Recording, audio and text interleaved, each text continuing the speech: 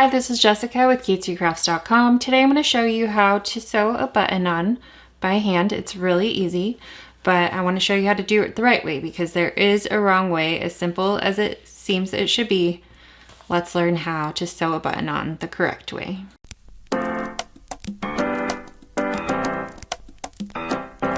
To sew on a button, you're going to need your button. Of course, you can use a 4-hole button like this, or you can have a 2-hole button like this. You'll also need thread that matches the button that you're sewing on. So for this black one, I would use some black sewing thread. I'm going to be sewing this blue button on today, but I'm using a contrasting thread just so that I can show you for purposes of this video. You'll also need scissors, a sewing needle, and then you'll need either another sewing needle or a pin or a toothpick like I'm going to be using today. Take your sewing thread and unwind about the length from your fingertips all the way up to your shoulder. So use your arm to just measure that. It doesn't have to be perfect. Snip that amount off. And then there's different ways to do this, but the method I'm going to show you today, which is my favorite, is one that doesn't use a knot at the end of the thread. So this is one big long thread here, and I've folded it in half at this end. You can see I've got the two ends here and then the other end here. If this gets too confusing, don't worry, you can just cut 2 lengths of thread that are half that size. So I've got my 2 ends here, and the best way to get this onto your needle is to moisten the end and then try to get them to kind of go together. And then I'm going to put a new cut on the end so that both of my ends there are about equal. And then it's best to bring the needle to the thread and not the thread to the needle. I don't know why, but that seems to make a difference.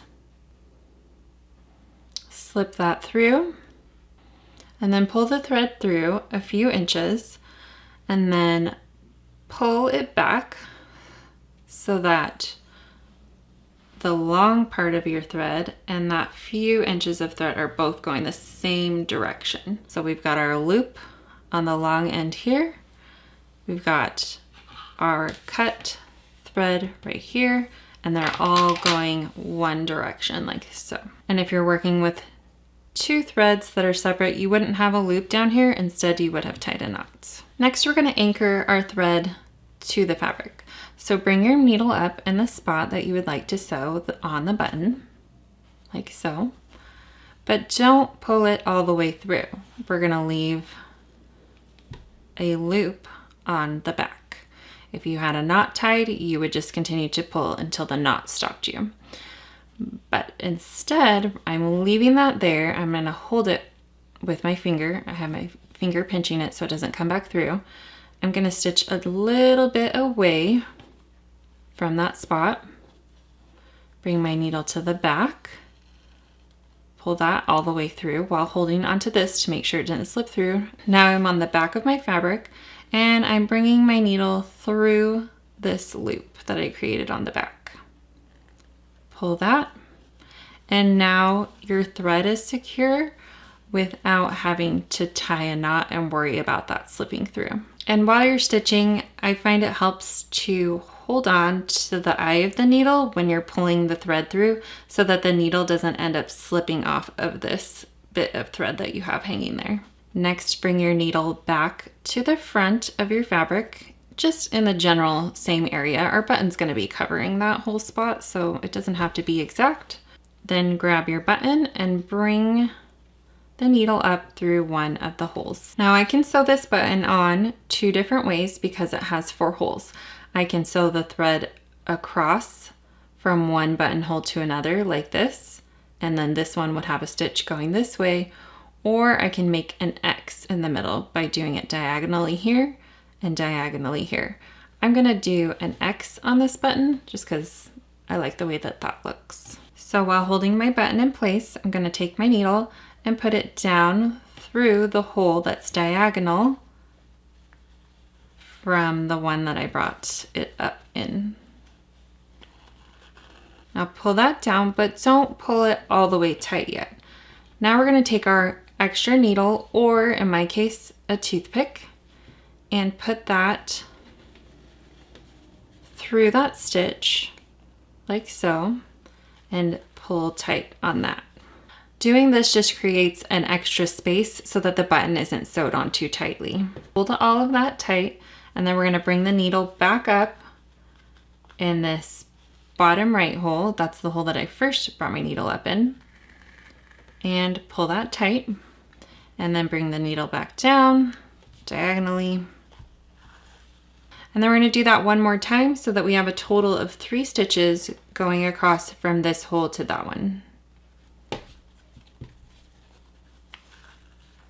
Next, I'm going to take my needle and bring it up in this bottom left hole here. Pull that tight. And then we're going to bring it down in this top right hole over here. And pull that tightly. And then do the same thing 2 more times. Bottom left, top right, bottom left, top right.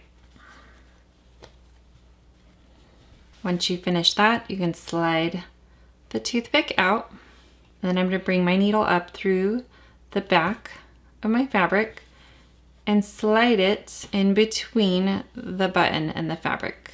So we're not bringing it out the front, just sliding it through right there so my thread is behind the button.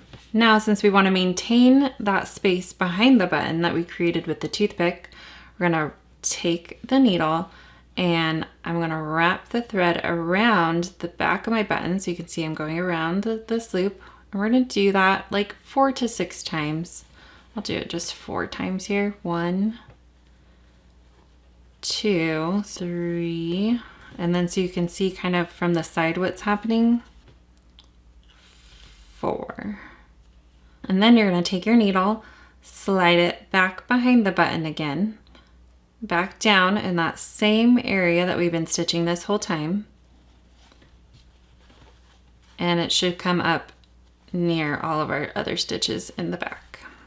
And then finally, we need to tie off our thread in the back. So what I'm going to do is run it under some of these stitches in the back.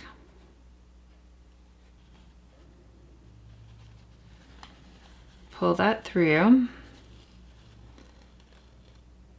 and leave a loop, and then stick your needle through the loop to tie a knot.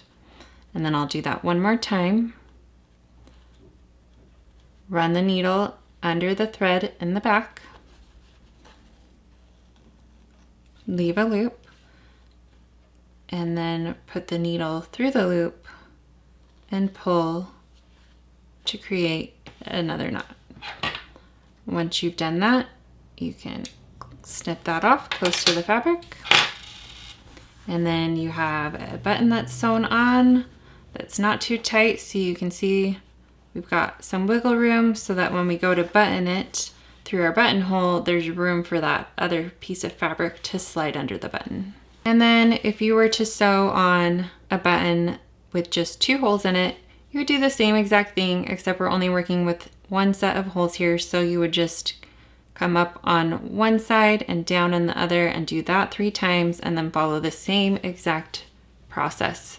That's it. Hopefully that helps you with whatever button sewing you need to do. Check out my other videos for how to make a buttonhole on your sewing machine. And I also have one that shows you how to sew a button on with your sewing machine if you don't want to do this by hand.